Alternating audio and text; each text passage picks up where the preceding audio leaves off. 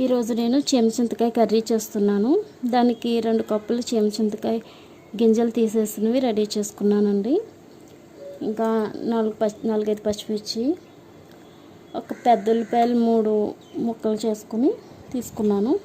ఇంకా 2 టమోటాలు పీసులు, ఇంకా ఒక 10-15 జీడిపప్పు, ఒక హాఫ్ చెక్క కురిడి ఎండు కొబ్బరి అండి ముక్కలు, 2 స్పూన్లు గసగసాలు తీసుకున్నాను. ముందు మనం ఈ కురిడిది జీడిపప్పు గసగసాలు ఇవి పేస్ట్ చేసుకోవాలండి. ముందు బరకగా కచ్చాపచ్చా మిక్సీ పట్టుకుని తర్వాత కొంచెంగా నీళ్ళు పోసుకుని మిక్సీ పట్టి పేస్ట్లా చేసుకోవాలండి.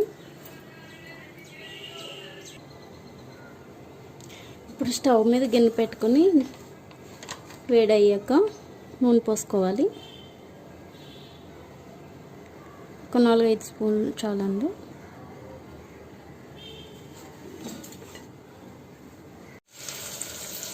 నూనె వేడయ్యాక ఉల్లిపాయ ముక్కలు వేసుకుని బాగా మగ్గనివ్వాలండి, పచ్చివాసన పోయేదాకా.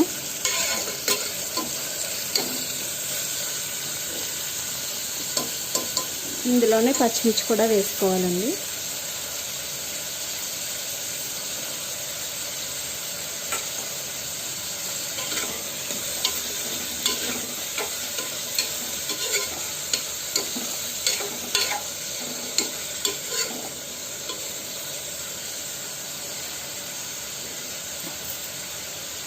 ఇప్పుడు ఉల్లిపాయలు త్వరగా వేగడం కోసం కొంచెంగా సాల్ట్ వేస్తున్నాను.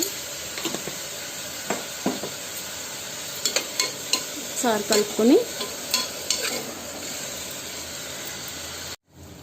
ఇప్పుడు ఇందులో 1 స్పూన్ కారం,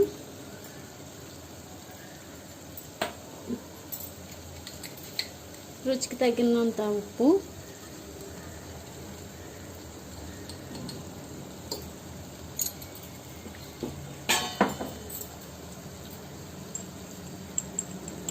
చిటికెడు పసుపు,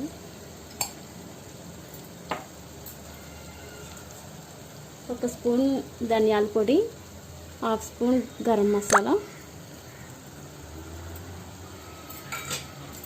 ఇప్పుడు ఒకసారి కలుపుకోవాలండి.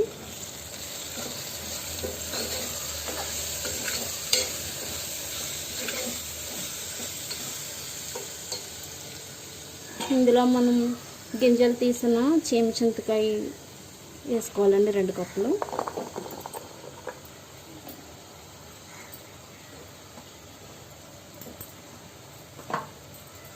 ఒకసారి దీన్ని బాగా కలుపుకొని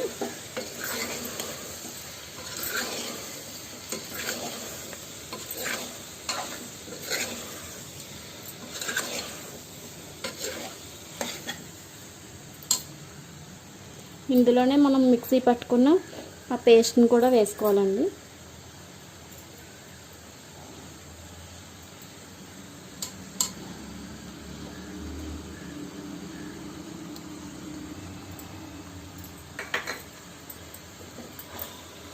దీన్ని కూడా ఇంకొకసారి కలుపుకోవాలి.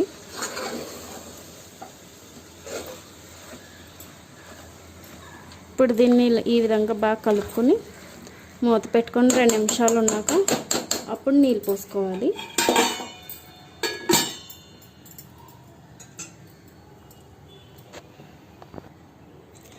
ఈ విధంగా నీళ్ళు పోసుకొని అంతా ములిగేలాగా మూత పెట్టుకొని 15 మినిట్స్ ఉడకబెట్టుకోవాలండి సిమ్లోని.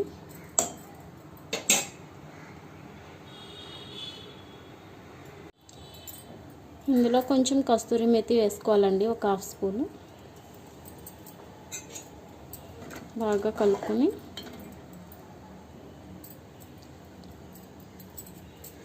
మూత పెట్టుకోవాలి.